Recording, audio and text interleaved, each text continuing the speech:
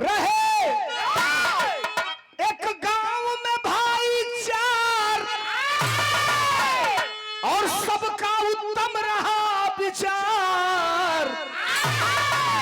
नारी घर में आई बदला संस्कार। अगर आप इन चारों को पढ़े हैं, जानकार हैं, जानते हैं तो ठीक, नहीं जानते हैं तो गाना को सुन लीजिएगा। एक निवेदन आपसे हाथ जोड़ के कर रहा हूं, गोरकी पतरकी छिनरी बुजरी कुल 2 मिनट 5 मिनट 10 मिनट का चीज हो।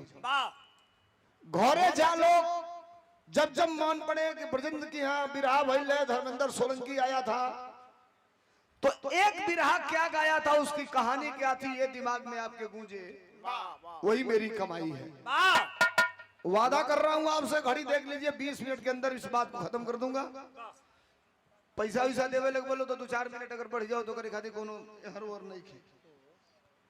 एक बड़ी सुंदर नौजवान आप भैया सरकार घर परिवार में जब अपने महतारी बाप का 2 भाई होई, 3 भाई होई, 4 भाई होई, ये बिरहा के जरूर सुनी। जे एकलौता होई अपने माई बाप का,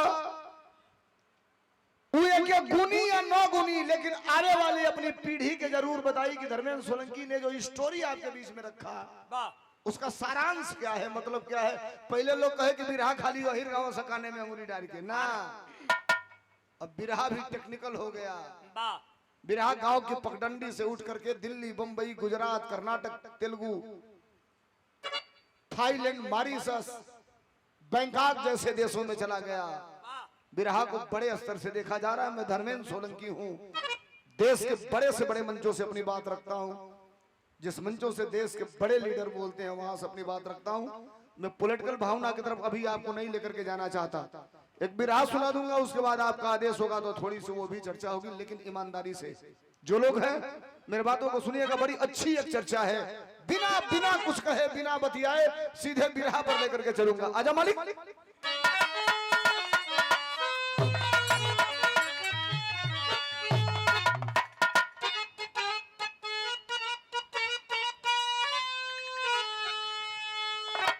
क्या बात है, 100 रुपयों का आशीर्वाद मिला है। पंडित दीनदयाल उपाध्याय जी, धर्मेंद्र जी, आपको कोटि कोटि आशीर्वाद। माता रानी आपको और आगे बढ़ाएं। एक बात जानते हैं आप, मैंने ईश्वर को तो नहीं देखा अपने जीवन में कभी, हो सकता है आप देखे हो। मैंने भगवान को कभी नहीं देखा, लेकिन रोज जब मंच पर आता हूं तो अपने असली भगवान जो हमारे हैं ना, ये जो लोग खड़ा होकर के मुझे सुन रहे, मेरे जीवन के, मेरे जिंदगी के असली भगवान आप हैं। और फिर से मैं अपने असली भगवान को हाथ जोड़ करके बहुत बहुत नमस्कार और प्रणाम करता हूं। सामाजिक परिवेश के लोग, व्यापारी लोग, बुद्धिजीवी लोग, नौजवान खड़े हैं, सुनना इस बिरहा को कैसी है, किस तरह की है, रुचि आप भी सुनना। मैं सुनता हूं सबका, कारण जानती हो, सुनो सबका। हो सकता है कि आधा घंटा में कुछ ऐसी 1-2 मिनट की बात आपको मिल जाए जो आपको कहीं कहने लायक हो जाए। ये 500 रुपयों का पुरस्कार प्रभुनाथ वर्मा, वरिष्ठ प्रशिक्षक अधिकारी, गढ़वार। ये दादी जी जो दिवंगत हुई है उनके समधी हैं, है ना, अधिकारी हैं। 500 रुपया का पुरस्कार दिए हैं, तो बहुत बहुत चरणों में नमस्कार है, प्रणाम है आप सबके। नमस्ते, प्रणाम। बात क्या सुनिए लोग, माई लोग तो लोग सुनिए लोग। ये बच्चियां high school, intermediate, BA, BSc, MCom, MTech, BTech, सीटेक, कुल इतनी घड़ी चला था। हायर एजुकेशन करने वाले लोग भी अगर बैठे हैं तो मेरे बातों को सुनना। बिरहा केवल गमई चीज की बात नहीं है, मैं लायल बात करने जा रहा हूं, और उतना लायल बात करने जा रहा हूं जो खान सर की डिक्शनरी आप पढ़ेंगे तो कभी कभी उसमें मिलेगी। मैं एक अच्छी बात बताने जा रहा हूं, रिक्वायरमेंट के साथ, एविडेंस के साथ, प्रूफ के साथ। मास्टर आजा।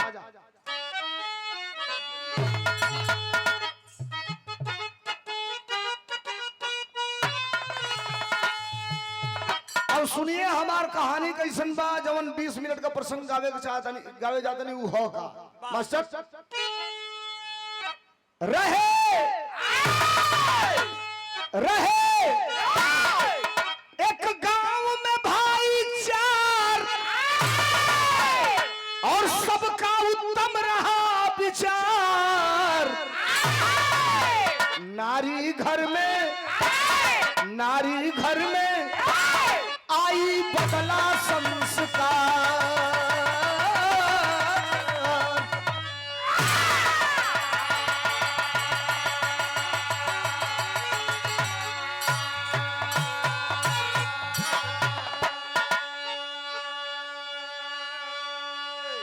फिर मैं निवेदन कर रहा हूं, बड़े विश्वास के साथ आप आए हो। नींद त्याग के, नारी को भी त्याग के। तो धर्मेंद्र सोलंकी को सुनने आए हो आप, तो निवेदन कर रहा हूं कि मुझे सुनिएगा। Oh my god, please do not to speak in this time. सरकार, इससे बड़ा कोई हथियार नहीं है मेरे पास। बात ना हो, मेरी बात को समझिए बस। एक गांव में 4 भाई थे। बड़ा भाई किसान, खेती बाड़ी करके परिवार की दाल रोटी चलाता था। सुनिए भी रहा। दूसरा भाई पंच, जो सवेरे भोजन करके घूम के इलाका भर खाली पंचायत भरी आवे। तीसरा भाई पहलवान, जो सुबह 4 बजे जाता था या अखाड़े पर कुश्ती लड़के आता था। अब बड़का भैया दूध दूह के 5:30 बजे सिकहर पर एक बल्टी टंगले रहे। ये अखाड़ा से आवे, बल्टी सहित मुंह लगा के पूरा दूध पी जाओ। दिन भर सूते पा भर चाहो खाती ना छोड़े। चौथा भाई तिनहिया हीरो, मोटरसाइकिल ले ले, 20 रुपया के पेट्रोल डलवावे, घूम के ये चट्टी वो चौराहा खाली सिटियाबाजी करे। रोज 4 गो ओरहन आवे। तब वो बड़का भैया अपने भाई के लक्ष्मण जी सम्माने। 4 भाई, चारों 4 तरह का काम करा। बिया खाली किसनवा का भइल रहे। 3 भाई कुंवार रहला। आखिरकार कमाओ एके भाई किसनवे खास 4। लेकिन आज ले कबो 4 भाई में तू मैं ना भइले, कोनो झगड़ा झंझट ना भइले। पटीदार देख के बड़ा जोरों सा कहो सही, सारे कमात एके बा, खात 4 गो बाना सो। हर सलिए 4 एकड़ 2 बीघा खेत लिखावत न सो। गंगा जी नियर हर हर हर बढ़त न सो। पटीदारी बड़ा बाउर चीज होले। रौरी दुआरी पर बल्ब जरता, पटीदारे का घर उजियार बा, तो पटीदार ही ना सोची कि 100 वाट का लगोले बा तो हम 200 वाट का लगा के उजियार कर ले ना। वही सोची कि कभी घर छोड़ के कहीं जाई तो उठौती ढेला मरती बल्ब में फूट जाई, न रोहित न बुआरी। ये पटीदारी है। पटीदार देख के जरे लगल सो। एगो मेहरारू के सेठियौना सा गांव में, माई बहन तनी सुनी हलो, हर गांव में 2-4 गो ऐसन मेहरारू होली सा। अगर ढंग से तुम्हारे घरे 10 दिन बैठ जाइए सा तो 11वां दिन कत्ल मर्डर हो जाई, ना तो अलगा बिल्की जरूर हो जाई। एगो मेहरारू के सेठियौना सा कहना सा कि कोनो आए करी घर में अलगा कराओ। उ मेहरारूआ गइल, जब किसनवा खेते में गइल तो जाके कहलस, ए सखी एगो बात कही। तो कहलस कहू। तो कहलस कि तुहरे मरद कमाला है 3 गो बैठ के खाना सा। तक किसनवा के मौगी कहलस, देखी हमार पति राम हो, लो भरत लक्ष्मण शत्रुघ्न हलो, ये बीच में हम ना बोलो। कहलस आज कहतलू ना बोलो, अजैया तू बुढ़ा जइबू, आई तीनों कमैहा सा, तो एकर कौन गारंटी बा कि ई तीनों तोहके कमा के खियैहा सा। 1 दिन कहलस, 2 दिन कहलस, 4 दिन कहलस, 1 हफ्ता जात जात इतना हो के हवा भरलस कि जंगा गाय गरम होके डेखरे लागली, सब वहींगा बिहाने बाई बाई के डेखरे लागल। कहलस कि अभी घर एक में ना रही, अलगा होई बटाई। मर्द भिन सरे गइल बा चैत में गेहूं काटे। काट के दोपहरिया को के खन में ना दिलो, साझी का आइल। आ जब आइल तो जवन मेहरारू घरे आइले पर फूटी कौड़ी एक कौड़ी भेली ना दे, उ कटोरा में दही आ वही पे गुड़ डाल के लेके खड़ा बिया। मर्द खैलस राती का सुतल, आ तोले मेहरारू लिहलस हिमगंगे का तेल 1 पसर। अले के यही उजड़े चमन पर ध के जब दू बेर ठोकलस चट चट एक ठंडई जब करेजा में गई अतोले एक पसर लेके तारू में रगड़लस जब हर का ठंडई करेजा में आई दोनों लड़ल तो मरद कहलस कि आज ले इतना सुख कबो मिलले ना रहल ह देखो मेहरारू वैसा गप दे पतर की नस पकड़लस कहलस ए सैया एगो बात कहल चाहतनी तो मर्दा कहलस ते 5 गो बात कहो पहला बात का कहलस बिरहा का तरज लाग गेल कौन तरज हो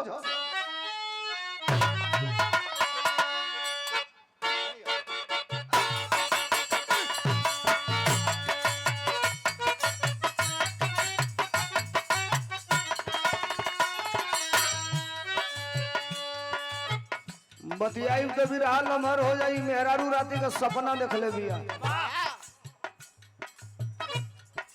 अब कहा लोग सपना देखा था पहले 100 में 95% लोग राती का सपना देखे आज जो सपनवा देखे में आधा सपनवा सही हो जाओ बिरहा बड़ी याद आवे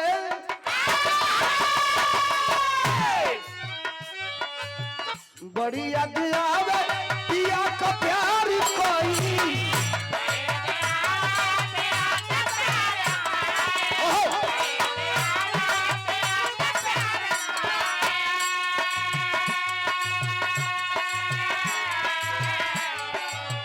रतिया रतिया रतिया रतिया पहाड़ दीन भाई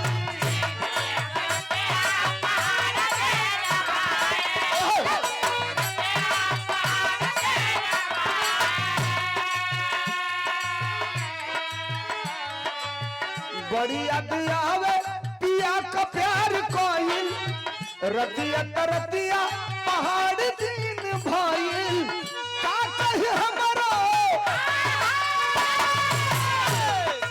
अरे का कही हमारा कर जब गाल मार के का कही हमारा कर जब गाल मार के दिलवा ले गई रजऊ बोतल में भर के दिलवा ले गई रजा बोतल में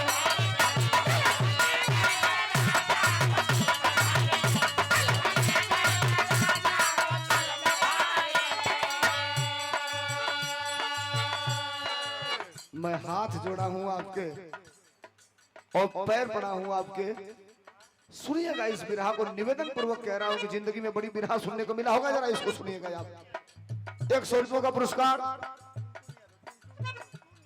श्री टुनटुन यादव जी की तरफ से चरणों में नमस्ते प्रणाम आप सबके नमस्ते प्रणाम आराम से धीरे से बहुत बहुत धन्यवाद बहुत बहुत नमस्कार मेहरारू अपने मर्दे से कहलस ए सैया एगो बात कही तो मर्दा कहलस एगो ना 4 गो बात कहू तो मेहरुआ कहतिया का कहलस घरमा में रजऊ अकेले तू कमाला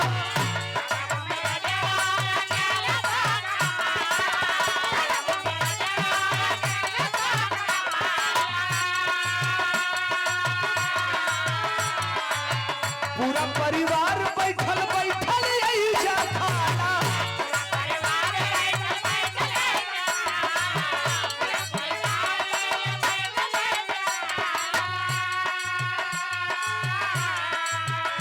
होता दर्द रजऊ हमके बात बात में होता दर्द रजऊ हमके बात बात में अलगा हो जा ये रजऊ ना रहल जाई साथ में अलगा हो जा ये रजऊ ना रहल जाई साथ में अलगा हो जा ये रजऊ ना रहल जाई अलगा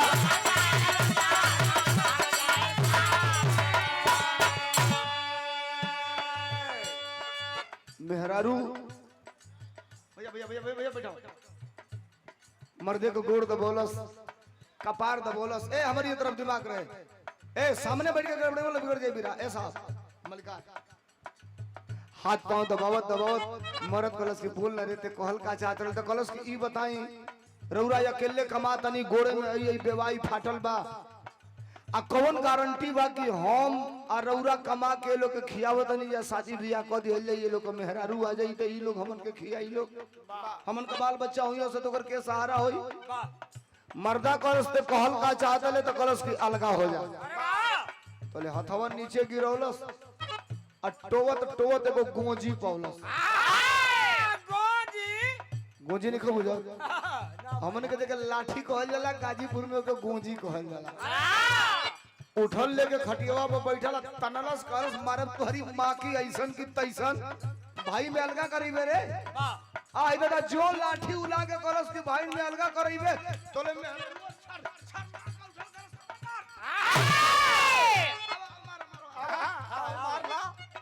हमके मार दो मुआ दो काट दो लेकिन जो ले अलगा ना होई भाई अगर सवेर होत तो अपने गटई में फांसी लगाई वे धरन में लटक के मरब आ तोहके भेजवाई जेल मेहरारू ये साहब सुन बोलो ऋषि ये लोग मत मेहरारू सलाई रिंच होली से सलाई रिंच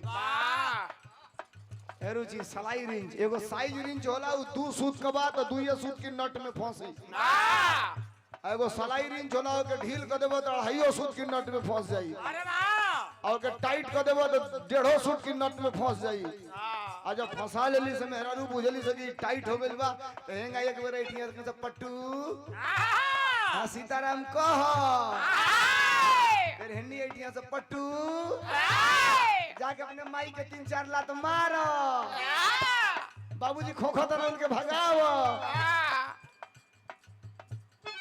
नए जनरेशन की बात है साहब मेहरारू इतना गरम कर दिहलस इतना टाइट कर दिहलस कि उम्र लाचार हो गई सवेर होत होत अंजाम का निकलल मेहरी कपात सुन मरत पगलाइल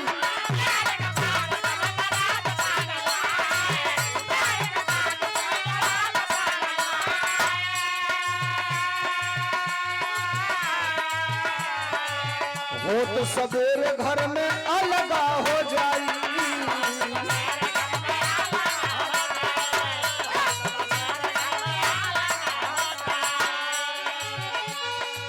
आ जाई है तीनों भाई अपने अवकात में आ जाई है तीनों भाई अपने अवकात में अलगा हो जाए रजब न रह जाई साथ में अलगा हो जाए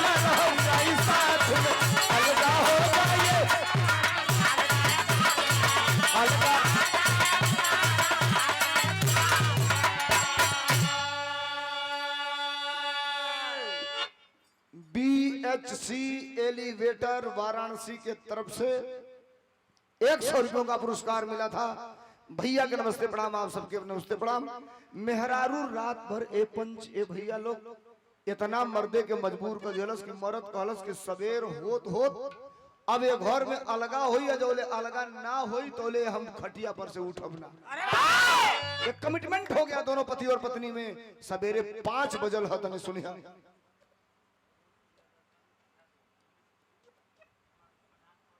प्रमोद प्रियदर्शन यादव इंग्लिश गुरु प्रधान पद के चोकैन की धरती से चोकैन से प्रधान पद के प्रत्याशी हैं ठीक ए भैया 40 रुपया में कितना लमहर बोलवा लिया हमारा मास्टर साहब का पैसा ला 40 को यो मिला के 80 को हो गई जय हो धन्यवाद प्रधान जी नमस्ते प्रणाम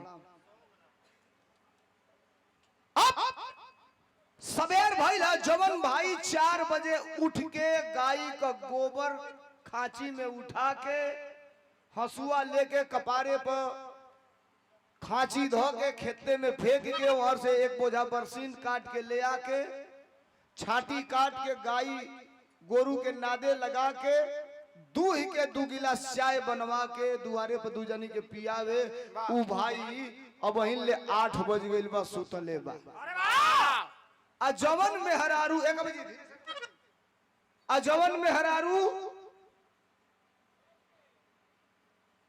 सवेरे 5 बजे उठ के चूल्ह लिप के 6 बजे आगी धरा के 8 बजे ले खाना बना दे उहो मेहरारू आज 8 बजे ले कुछ नहीं खेले यानी मर्द मेहरारू दोनों ये सुतल बना सा तीनों भाई जगाना सा कहना सा ए भैया भैया तो नहीं के खराब हो गई तले वाला तोले पंचवा भैवा गईल आ जाके भैया का चादरवा खींचलस कलस ए भाई भाई हो ए भैया ए तोले हवा का उठल उसका हरे आंख लाल लाल कइले वाह पंचवा कल से भैया लगा था तो बुखार हो गई तबीयत खराब बा आंख लाल बिया साइकिल पे बैठो आ चलो बाजारी में तार दवाई दुखरक दिवा दी वाह किसनवा कहलस हमके बुखार ओखार नहीं के भई आ तो पैर सियाइल वाला भौजी अपने चूल्ही में आगी नहीं खिबर ले किसनवा कहलस कि ये घर की चूल्ही में आगी बड़ी कब जब ये घर का पटवारा हो जाई पंचवा पीछे हटल वाह राती के संग में खैनी जा संग में सुतली जा ई रतिया भर में कौन गड़बड़ हो गई कहत न कि बंटवारा होई वाह ए भैया सपना अपना ना